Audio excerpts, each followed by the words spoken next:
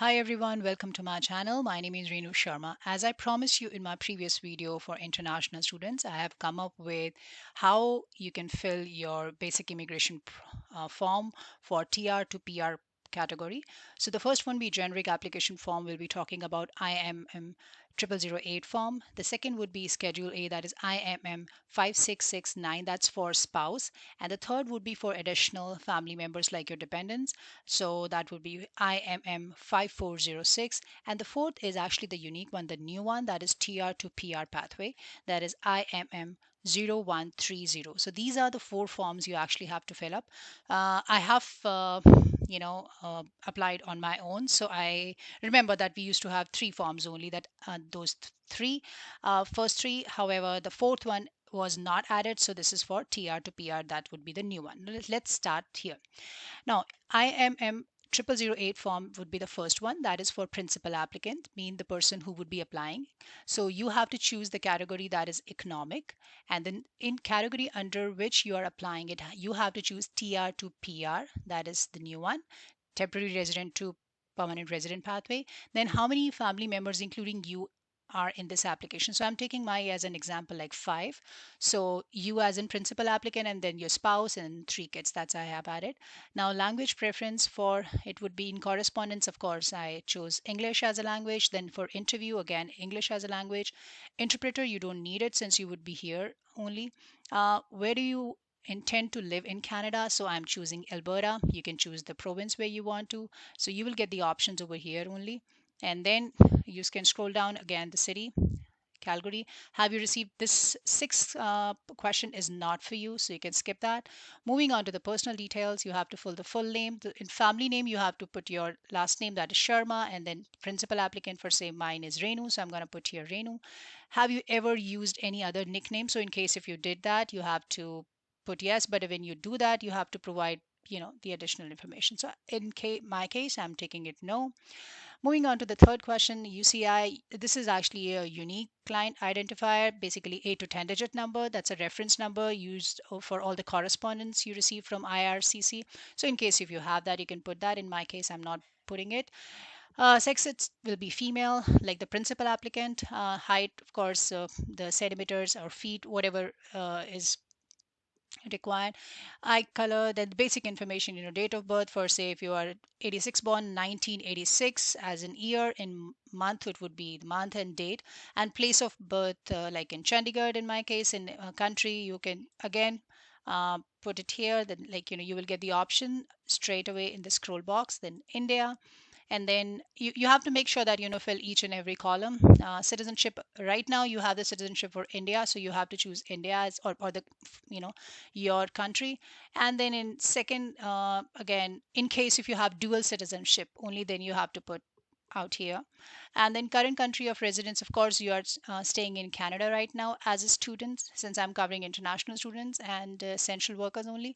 Status would be student, as I'm taking. In case if you are applying under worker category, you can actually. Now good thing is that you can apply under both the categories, worker and student. Only thing is that you have to pay additional fee under both the categories. Now, under date and place of your last entry to Canada, so the day when you actually landed over here, and even in case if you travel in between to your home country, you can put that information, like the last day entry, last entry to Canada, and then place where exactly you are in. Previous countries of residence. So in case if you have been to different other countries, you have to mention the details, like for last 5 years, because they're going to ask for the police clearance certificate, for any place where you lived for more than 6 months. So that's a tricky thing. You have to make sure that each and everything should be crystal clear, because they're going to verify it through your passport. So you have to mention, like, if you have stayed in India or maybe in Malaysia or whatever the duration, you have to put it here. So in my case, I've never been out of India, so, and I was a status is like citizen there. And then duration, where exactly. So if you see here, I've landed in Canada as a student for, say, in 2019. So you have to mention the date, where exact, till what time you were in India. So for example, till August I was in India, then in September, you came to Canada. So that ways you have to clarify. And then you have to put your applicant date of birth over here.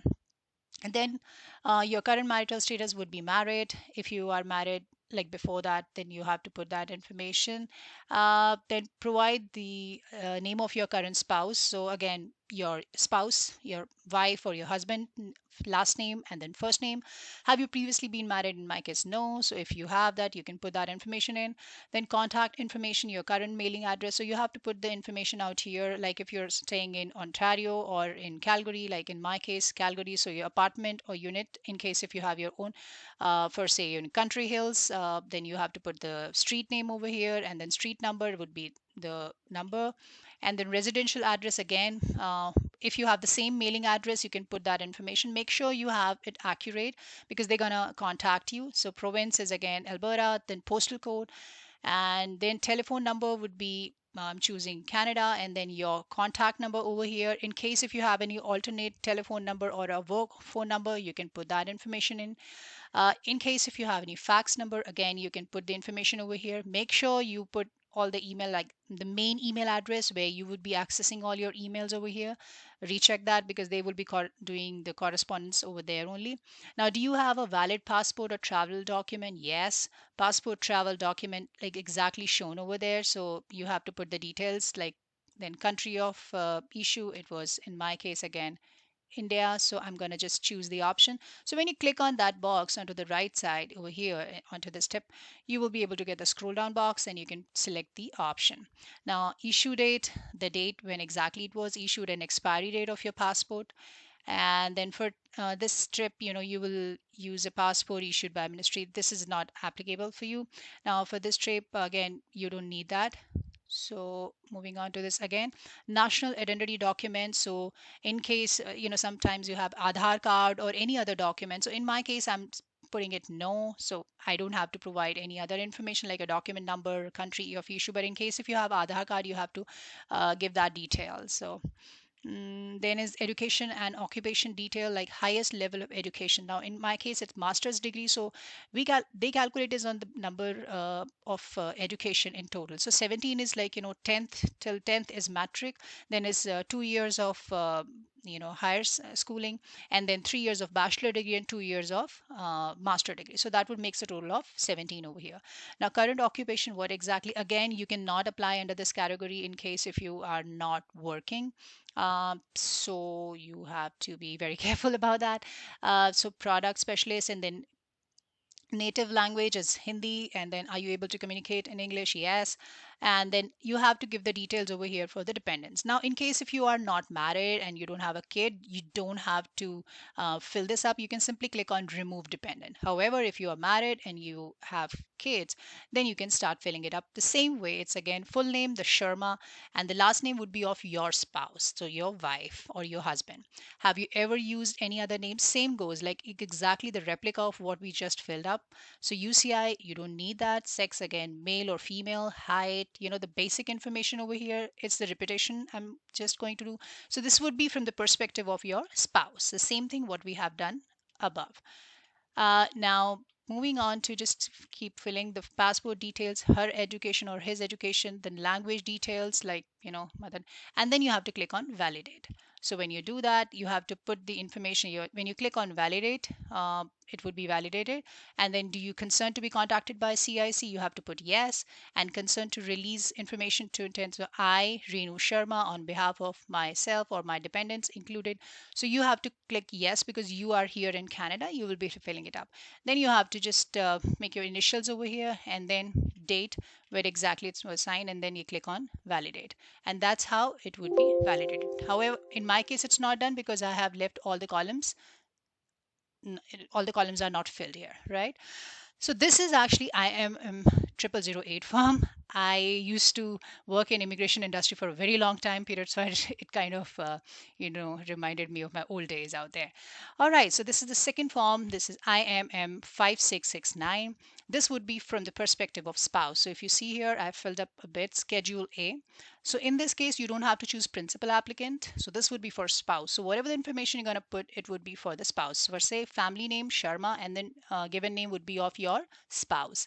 Then full name, again, in case if you want to use it in your native language, and then your date of birth over here, your personal details of your then your family name, given name, date of birth, personal details of your mother, and given name and all that information. So have you or your principal applicant, any of your family member listed in your application for permanent residence in Canada ever been convicted of crime or all? So generally it goes no, because if you have any, you can go through it. It's basically asking your background, so it's kind of a check. Then you have to put your education in there. Now in this, you see I've already filled it up. So in India we usually have that 5 years of elementary education, then secondary higher education is 7 years, so till plus two. So this is till fifth, and then is metric, and then high school for 7 years. And then we have 3 years of bachelor degree, and then 2 years of master degree. Now in case if you have 4 years of engineering, say, so it would become the total of six. So this is how it has been calculated. So I had 17 years of full-time education. So in case if you have done any kind of apprenticeship or trade program, like usually I remember we used to fill three or two, like if you have 1 year of certification in hospitality or 2 years of certification, so you can put the number over here. So that would take the total here.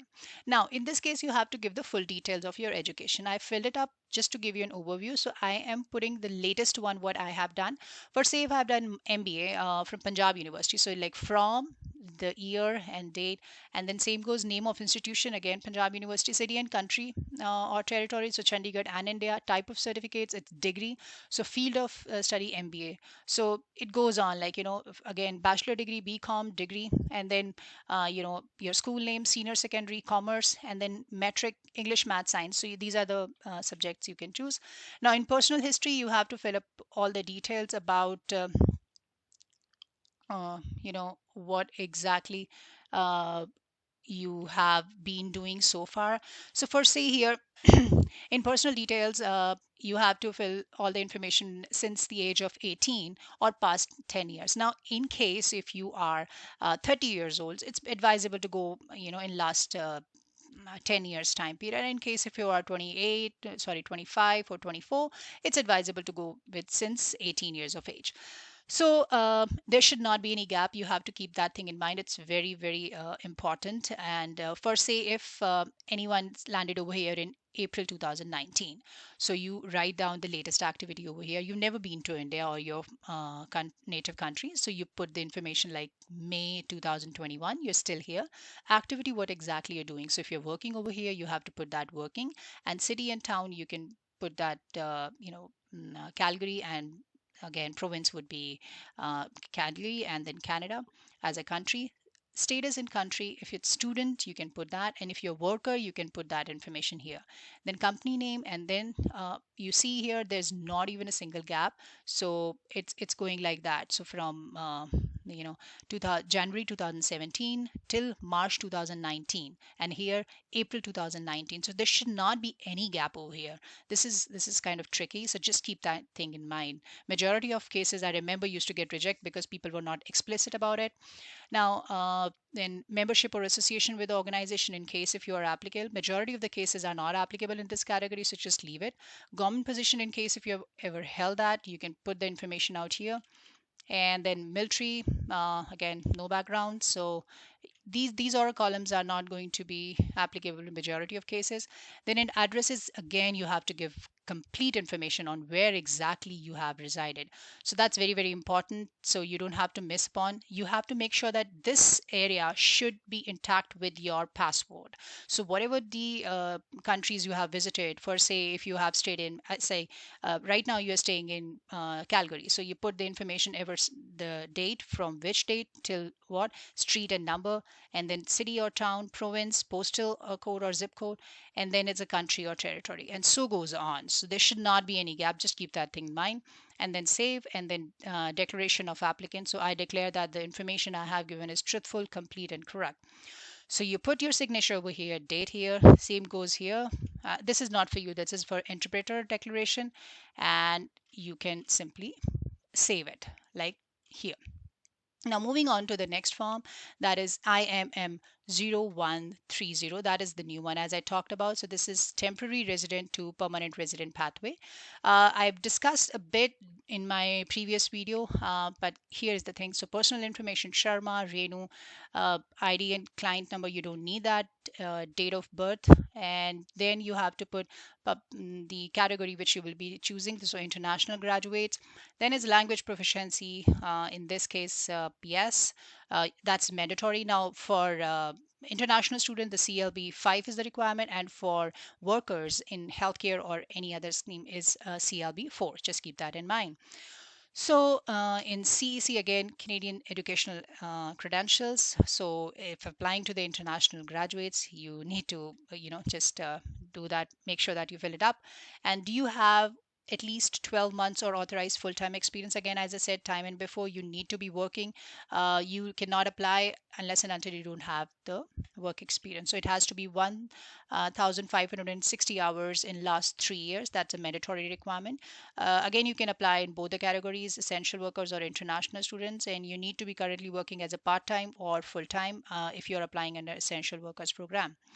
Now, are you, again, you have to give the information over here, starting with your current position. So for say, if you started working with specific this current company in 2019 and you're working till now, so you just have to mention the date here like this, and then hours per week, even if it's in breaks like part-time, you can put that. Like with two companies the same time, you can just put the name here and then the hours. And employer name, NOC has to be listed according to whatever is being demanded, and then the position or title. Then you click on save out here. And then are you currently or physically present and working in Canada with valid work authorization and temporary resident status? So yes. List your current position and identify the dates of your employment. So you have to put that, and then I declare. Now in some cases you might not be able to get the certification from your current company, that they might not be able to provide you with that. So you can always add the request whatever you have made to that particular company. Means you have to obtain the supporting documents. That's the major requirement. Now moving on to the fourth form, see additional family information. Again, it's applicable in case if you are married, so you have to put that information um, over here. So here you have to put like principal applicant, their spouse or common law. So my point is that in case if you are not married, right, you can put the first column would be for yourself only, like additional family information. Then here all the details of your family members, relationship, date of birth and present address and email address and everything. For your children, again, you have to put the information for your children. In case of your brothers and sisters, you can put the information over here, and then certification. So this is applicable in case if you are going to, or your spouse is going to accompany you, or your other family members. And then you just can choose the option over here and you can save it like after doing this. So this is all actually, this is a very simple program. So if you see here, these are the four set of documents. You will have to fill it up. There are certain queries could pop up in your mind. I'll just clarify. So you need to have the photo specifications or guidelines. According to that, only you have to get your passport size photographs. Biometrics is mandatory for those who have not gone through it. So there are nodal centers. You can get the list from website. I'm also providing you in the description box below. You have to get the police clearance certificate for yourself and for your spouse. Now make sure, in case if you have stayed in any particular country for more than 6 months, you have to get the police clearance certificate. IELTS is mandatory requirement, and then you have to get the pay subs or reference letters or proof of your employment. The total fees for this program is actually there would be a processing fees, and then there would be a right of permanent residence fee. Earlier when you used to apply, like I remember, we never used to pay the RPF, that is right of processing fee, right, like permanent resident fee. So usually used to get at the time of landing papers. However, now they are asking in one go because of course this could speed up your process. So the total fees is actually $500. $550 is the processing fee for principal applicant, and right of permanent residence residence fee is $500. So this would be $1,050 in total. That's only for the principal applicant. And for a spouse, it would be again the same. Processing fee would be $550 plus right of permanent residence fee is 500. Again, it would be $1,050 here. And dependent child would be $150 per child. So right of permanent resident fee, that is $500, is refundable. However, the processing fee is non-refundable. So biometric age is actually above the age of 14 till age of 79. So just keep that in mind. In case if you have any question, you can always reach out to me at Renu736@gmail.com. That's all from me today. I hope you will be able to proceed with your application soon. So if you like my channel, please subscribe to it. I'll be coming up with more informative videos very soon. Take care.